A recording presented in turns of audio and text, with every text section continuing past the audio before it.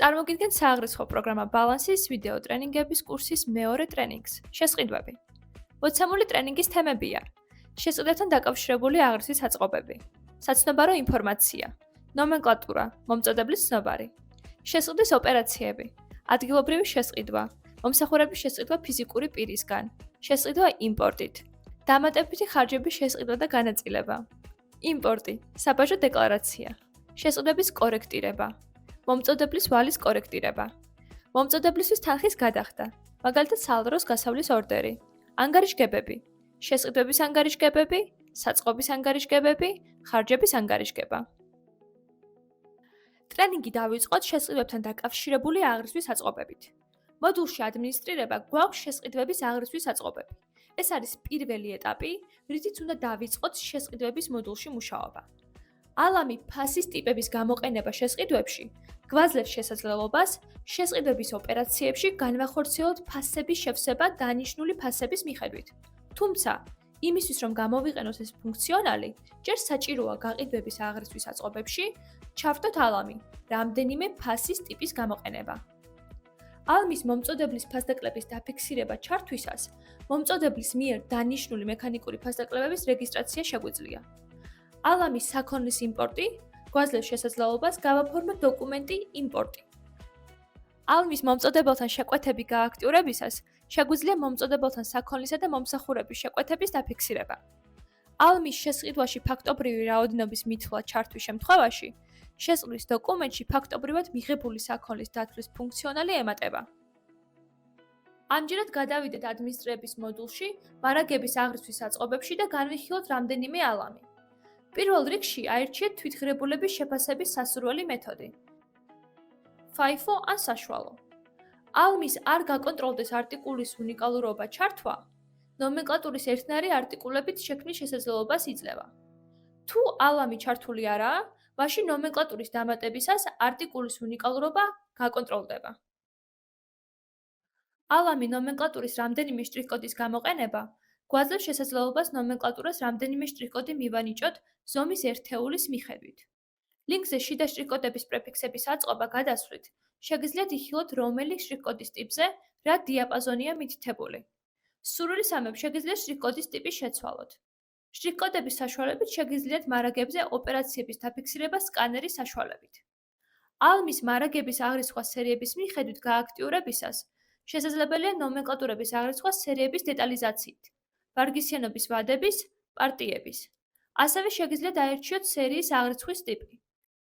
რაოდენობრივი აღრიცხვა სერიების მიხედვით. გულისხმობს მარაგების რაოდენობრივ აღრიცხვას სერიების, ვარგისიანობის ვადების დეტალიზაციით. თვითღირებულების აღრიცხვა სერიების მიხედვით. გულისხმობს მარაგების თვითღირებულების აღრიცხვას სერიების, ვარგისიანობის ვადების დეტალიზაციით. ნომენკლატურისთვის ამ თვისების ჩართვა შეგიძლიათ ნომენკლატურის ბარათიდან.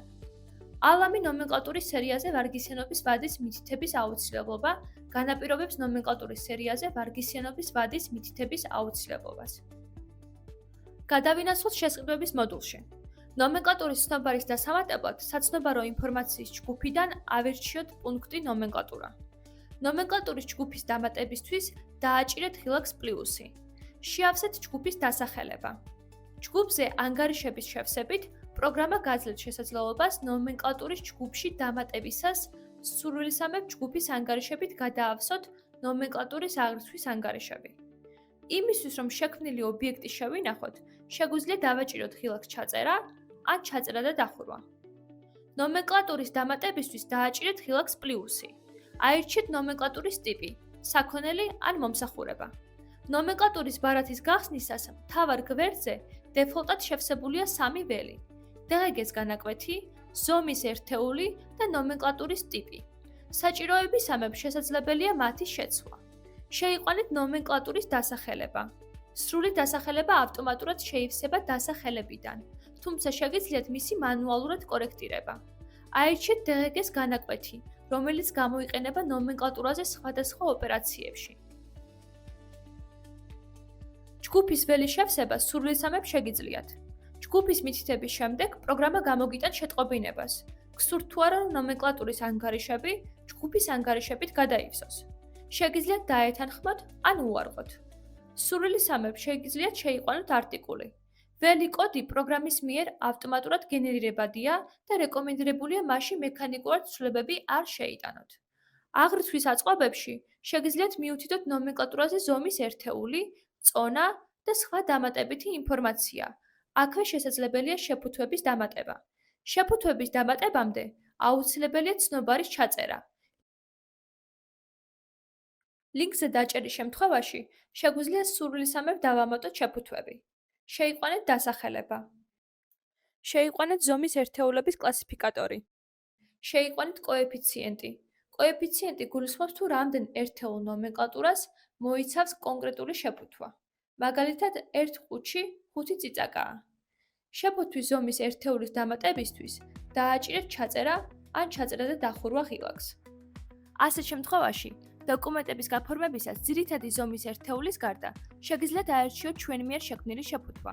მისი არჩევის შემთხვევაში ერთი ერთეული ავტომატურად გამრავლდება ჩვენ მიერ შეფუთვაში მითითებულ კოეფიციენტზე.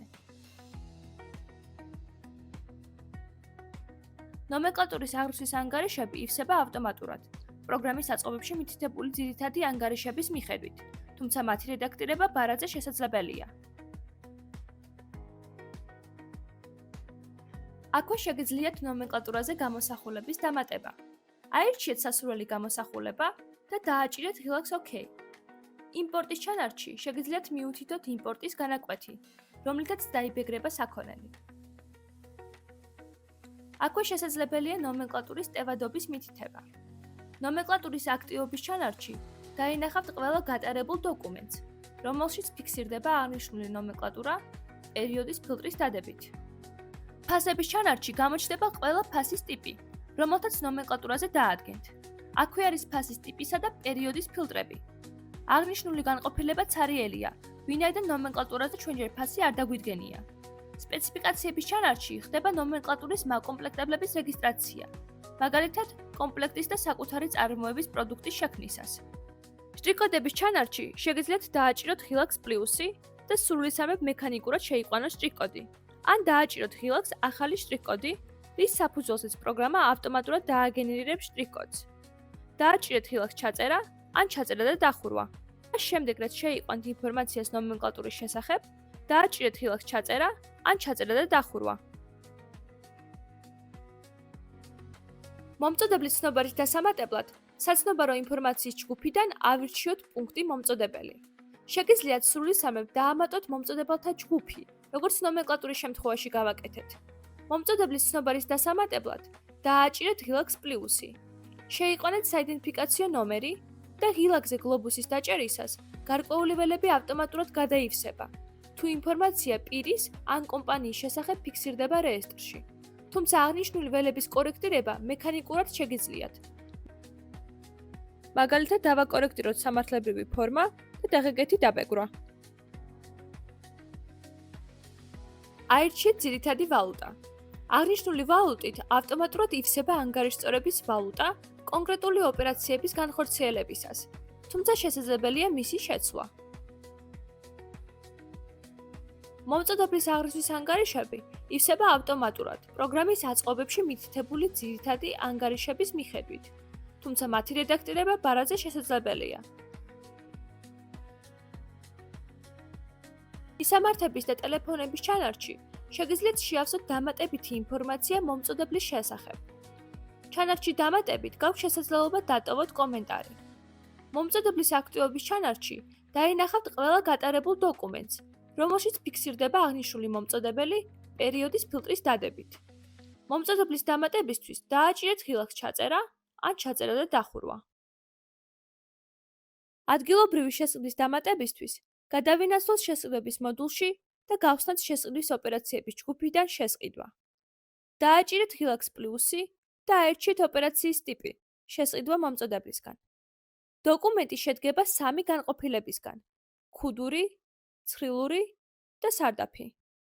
შევავსოთ დოკუმენტის ქუდური ნაწილი. აირჩიეთ მომწოდებელი. აირჩიეთ ანგარიშწორების ვალუტა. მომწოდებლის არჩევის შემდეგ აღნიშნული ველი ავტომატურად ივსება მომწოდებლის ბარათზე მითითებული ვალუტის მნიშვნელობის შესაბამისად. ასევე ავტომატურად ივსება ველი ვალუტის კურსი, რომლის დადგენის სისტემაზე ვისაუბრებთ ფულადი სასწრების ტრენინგზე. საჭიროების შემთხვევაში შესაძლებელია როგორც ვალუტის, ისე მისი კურსის ცვლილება. მომწოდებლის არჩევისას ივსება ანგარიშტორების და DGG-ს ანგარიშები მომწოდებლის ბარაზე მითითებული მნიშვნელობების მიხედვით. შესყიდვის ოპერაციასთან დაკავშირებული გადასახადების შესახებ ინფორმაციის დათვალიერება და ცვლილება შესაძლებელია გადასახადების ლინკზე დაჭერით. ლინკის დასახელება ავტომატურად ფორმირდება გადასახადების პარამეტრების მიხედვით. აღნიშნული ველები ავტომატურად ივსება არჩეული მომწოდებლის და ოპერაციის ტიპის მიხედვით. იმის მიხედვით თუ რა არის შესყიდვის ობიექტი, საქონელი, მომსახურება თუ რაიმე სხვა აქტივი, უნდა შეივსოს ნომენკლატურის ან სხვა აქტივებისა და მომსახურების ჩანართი. გადაინაცვლეთ დოკუმენტის სრულ ნაწილში და შეავსეთ ნომენკლატურის ჩანართი. გამოიყენება იმ შემთხვევაში, თუ ხდება საქონლის ან ისეთი მომსახურების შესყიდვა, რომლის შესყიდვაც რეგულარულია და ხარჯისა და DGG-ს ანგარიშები წინასწარ განსაზღვრულია. სხვა აქტივების და მომსახურების ჩანართი გამოიყენება იმ შემთხვევაში, თუ ხდება სხვადასხვა ტიპის ხარჯის შესყიდვა. ნომენკლატურის ჩანართში დააჭირეთ ღილაკს პლუსი და შეიყვანეთ ნომენკლატურის ცნობარიდან შესყიდვის ობიექტი, საქონელი ან მომსახურება. ზომის ერთეული ავტომატურად ივსება ნომენკლატურის ბარაზე განსაზღვრული მნიშვნელობით. მიუთითეთ რაოდენობა. შეავსეთ ფასი. ფასი ავტომატურად შეივსება, თუ ჩართულია ალამი ფასის ტიპების გამოყენება შესყიდვებში და დოკუმენტში მითითებული ფასის ტიპის მიხედვით დადგენილია ფასი ნომენკლატურაზე. თანხა გაენგარიშება ფასისა და რაოდენობის ნამრავლით. თანხა DGG-ს ჩათვლით. თუ გადასახადების ფანჯარაში მონიშნულია ალამი ფასი შეიცავს DGG-ს, მაშინ სრული თანხა DGG-ს ჩათვლით. იგივეა რაც თანხა. წინააღმდეგ შემთხვევაში მიემატება DGG. დოკუმენტის სარდაფის ნაწილში იქნება მოცემული ინფორმაცია მთლიანი თანხისა და გადასახადის შესახებ. გატარება ან გატარება და დახურვა ღილაკზე დაჭერით ხდება ოპერაციის დაფიქსირება და შესაბამისი ბუღალტრული გატარების ასახვა. დოკუმენტის ბუღალტრული გატარებების დათვალიერება შესაძლებელია აღნიშნულ ღილაკზე დაჭერით. შევისყიდოთ მომსახურება ფიზიკური პირისგან. ამისთვის დავამატოთ მომწოდებელი, რომლის სამართლებრივი ფორმა იქნება ფიზიკური პირი.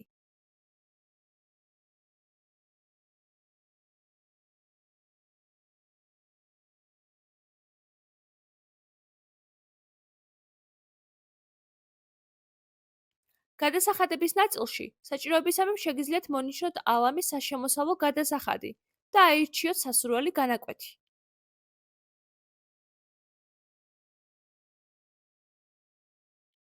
აღნიშნული ალმის გააქტიურებისას აისახება ალამის საპენსიო სქემის მონაწილე, რომელიც ასევე შეგიძლიათ საჭიროებისამებრ მონიშნოთ.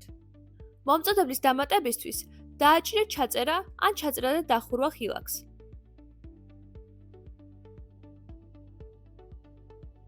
გადავინაცვლოთ შესყიდვების მოდულში და გავხსნათ შესყიდვის ოპერაციების ჯგუფიდან შესყიდვა. დააჭირეთ ღილაკს პლუსი და აირჩიეთ ოპერაციის ტიპი შესყიდვა მომწოდებლისგან. აირჩიეთ მომწოდებელი. შევისყიდოთ მომსახურება სხვა აქტივების და მომსახურების ჩანართიდან. სხვა აქტივების და მომსახურების ჩანართი გამოიყენება იმ შემთხვევაში, თუ ხდება სხვადასხვა ტიპის მომსახურების შესყიდვა. მაგალითად, ერთჯერადი მომსახურების შესყიდვა. სხვა აქტივების და მომსახურების ჩანართის შევსება ხდება შემდეგნაირად. შინაარსი, მექანიკურად შესავსები ველი, სადაც ივსება შესყიდული მომსახურების ან აქტივის შინაარსი.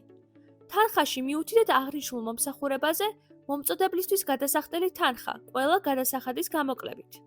საშემოსავლო გადასახადის განაკვეთი და საშემოსავლო გადასახადი ავტომატურად ივსება მომწოდებლის ბარაზე განსაზღვრული მნიშვნელობით. თანხა საშემოსავლო გადასახადის ჩათვლით, სრული თანხაა საშემოსავლო გადასახადის ჩათვლით. თუ გადასახადების ფანჯარაში მონიშნულია ალამის საშემოსავლო გადასახადის გათვალისწინება. აღრისთვის ანგარიში, სადაც აისახება შესყიდული აქტივის ან მომსახურების ხარჯის ღირებულება, ამ შემთხვევაში მანუალურად უნდა შეავსოთ. გატარება ან გატარება და დახურვა ღილაკზე დაჭერით ხდება ოპერაციის დაფიქსირება და შესაბამისი ბუღალტრული გატარების ასახვა. გავაფორმოთ დოკუმენტის შესყიდვა იმპორტით. ამისთვის დავამატოთ მომწოდებელი, რომლის სამართლებრივი ფორმა იქნება უცხოური საწარმო ან სხვა ნებისმიერი შინაარსობრივად შესაბამისი. მიუთითეთ სასურველი დელეგეთი დაბეგვრის პარამეტრი და ვალუტა.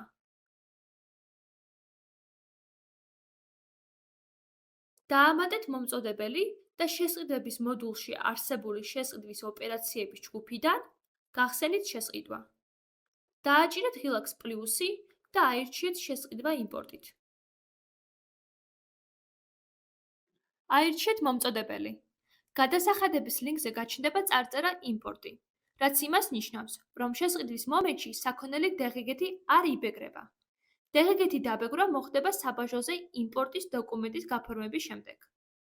ნომენკლატურის ჩანართში შეავსეთ შესყიდული საქონლის შესახებ ინფორმაცია.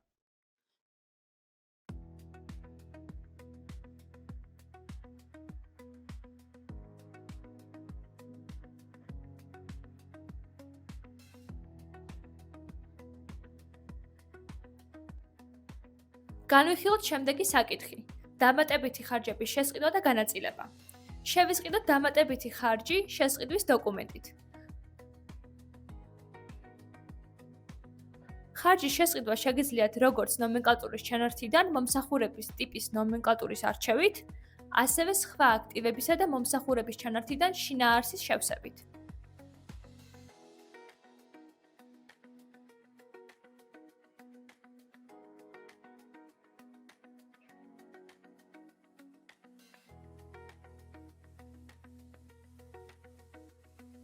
მთავარი რაც უნდა გაითვალისწინოთ დამატებითი ხარჯების შესყიდვის დროს, არის ბუღალტრული ანგარიში.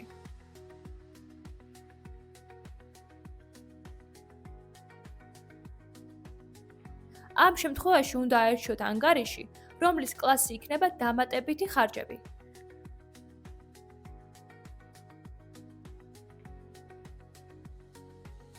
მას შემდეგ რაც შეავსებთ ინფორმაციას, დააჭირეთ ღილაკს გატარება ან გატარება და დახურვა.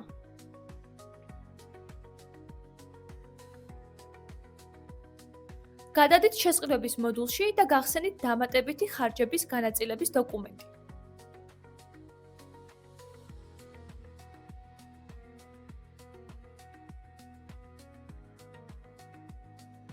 ხარჯების სრულ ნაწილში ვირჩევთ იმ შესყიდვის დოკუმენტს, რომლითაც შევისყიდეთ ხარჯი.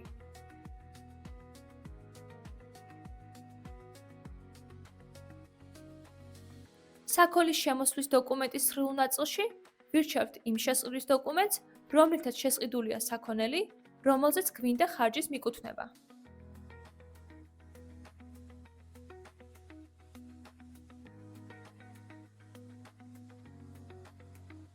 აირჩიეთ სასურველი განაწილების წესი.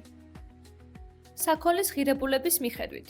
ხარჯის თანხა ნაწილდება საქონლის თანხის პროპორციულად. საქონლის რაოდენობის მიხედვით. ხარჯის თანხა ნაწილდება საქონლის რაოდენობის პროპორციულად.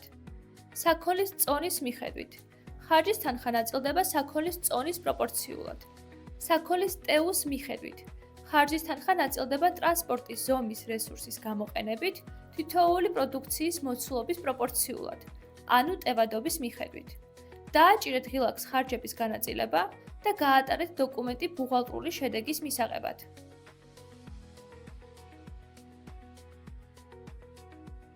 ამ ოპერაციის მსგავსია იმპორტის დოკუმენტი, რომელიც გვაქვს შესყიდვების მოდულში. შემოსვლის დოკუმენტის სრულ ნაწილში ვირჩევთ იმ დოკუმენტს, რომლითაც განვახორციელეთ საქონლის იმპორტის შესყიდვა. თუ ნომენკლატურის ბარათზე არ ქონდა შევსებული იმპორტის განაკვეთი, მაშინ საქონლის სრულ ნაწილში მექანიკურად შეგვიძლია შევავსოთ იმპორტის განაკვეთი.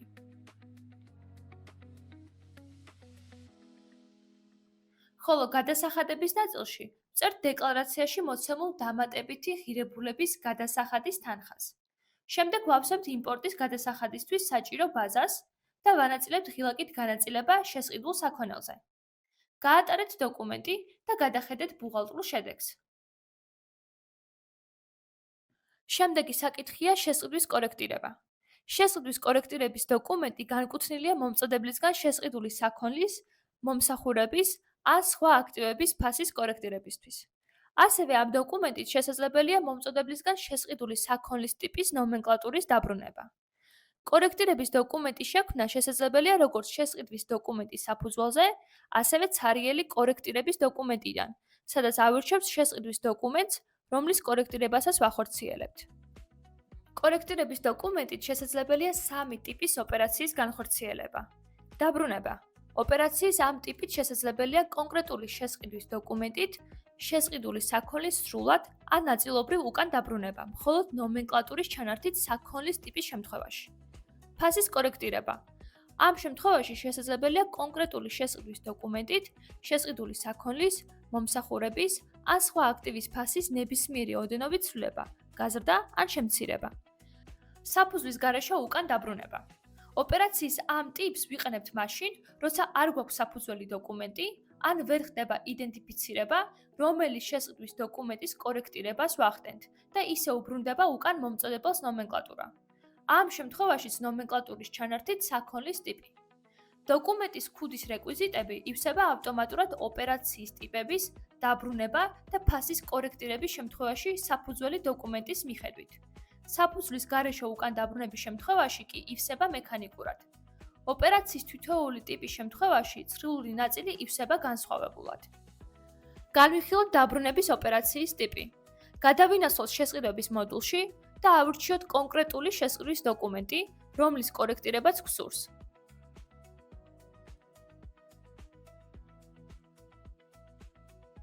საფუძველზე შექმნით კორექტირების დოკუმენტში ავტომატურად ივსება ცრილური ნაწილი საფუძველი დოკუმენტის მონაცემებით. ცრილულ ნაწილში რაოდენობის გარდა არც ერთი ველი არ არის რედაქტირებადი. მნიშვნელოვანია რაოდენობის ველი, რომელშიც იგულისხმება დაბრუნებული ნომენკლატურის პოზიციის რაოდენობა.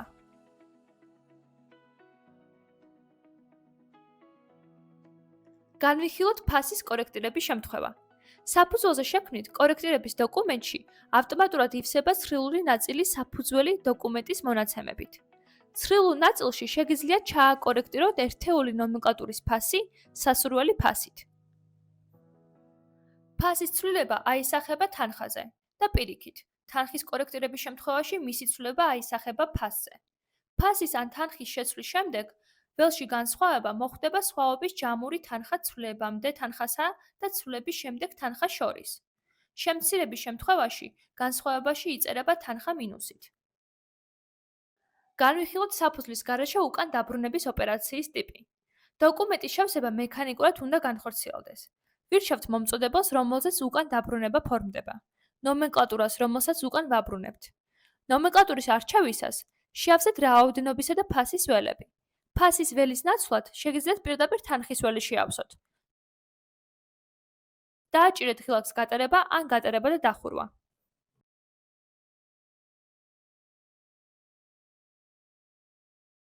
გადავიდეთ შემდეგ დოკუმენტზე. მომწოდებლის ვალის კორექტირება. დოკუმენტის საშუალებით შეგიძლიათ მომწოდებელზე დავალიანების გაზრდა, დავალიანების შემცირება, დავალიანების გადატანა სხვა მომწოდებელზე, დავალიანების ურთიერთჩათვლა. განვიხილოთ ოპერაციის ტიპი დავალიანების ურთიერთჩათვლა. აღნიშნული ოპერაციის ტიპი გამოიყენება მაშინ, როდესაც ერთსა და იმავე კონტრაგენტთან კომპანიას აქვს ორმხრივი დავალიანება, როგორც მყიდველის, ისე მომწოდებლის როლში. მომწოდებლის და მყიდველის ანგარიშები ავტომატურად გადაივსება იმ კონტრაგენტების ცნობარებიდან, რომლებსაც აირჩევთ. მომწოდებლის ჩანართის ცრილულ ნაწილში შეავსეთ ინფორმაცია ვალუტისა და თანხის შესახებ. მყიდველის ჩანართში გაიმეორეთ იგივე ქმედება. მას შემდეგ, რაც დოკუმენტს შეავსებთ, დააჭირეთ ღილაკს გატარება ან გატარება და დახურვა. შემდეგი საკითხია მომწოდებლისთვის თანხის გადახდა. ამჯერად გადავინაცვლოთ ფულადი სახსრების მოდულში და გავაფორმოთ დოკუმენტი, სალაროს გასავლის ორდერი. დააჭირეთ ღილაკს პლუსი და ოპერაციის ტიპში აირჩიეთ მომწოდებლისთვის თანხის გადახდა. ამის შემდეგ დოკუმენტში გაჩნდება რამდენიმე ველი, რომლებიც უნდა შეავსოთ.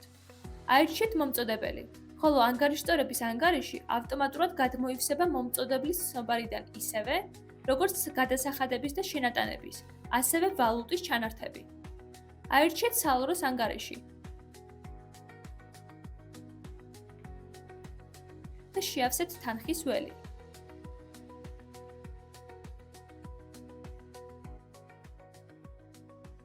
დოკუმენტის გატარების შემდეგ შეგიძლიათ იხილოთ ბუღალტრული შედეგი. გადავიდეთ ანგარიშგებებზე. განვიხილოთ შესყიდვების ანგარიშგება, რომელიც გვაქვს შესყიდვების მოდულში. აღნიშნულ ანგარიშგებაში შეგიძლიათ იხილოთ ინფორმაცია შესყიდვების შესახებ, კონკრეტული პერიოდის, კონტრაგენტისა ან და ნომენკლატურის ჭრილში. ანგარიშგების ფორმატის შეცვლა მანუალურად შესაძლებელია. შემდეგი ანგარიშგება არის მომწოდებელთან ანგარიშწორების უწყისი, რომელშიც გაქვთ შესაძლებლობა იხილოთ მომწოდებლის საწყისი ნაშთი, თანხების შემოსვლები და გასვლები, საბოლოო ნაშთი. აქვე ემატება ვალუტის ფილტრი, რომლის შევსებისას ინფორმაციას დაინახავთ მხოლოდ მითითებული ვალუტის ჭრილში. დავათვალიეროთ ხარჯების ანგარიშგება. ამისთვის დავაჭიროთ ყველა ანგარიშგებას და შევიყვანოთ საძიებო სიტყვა.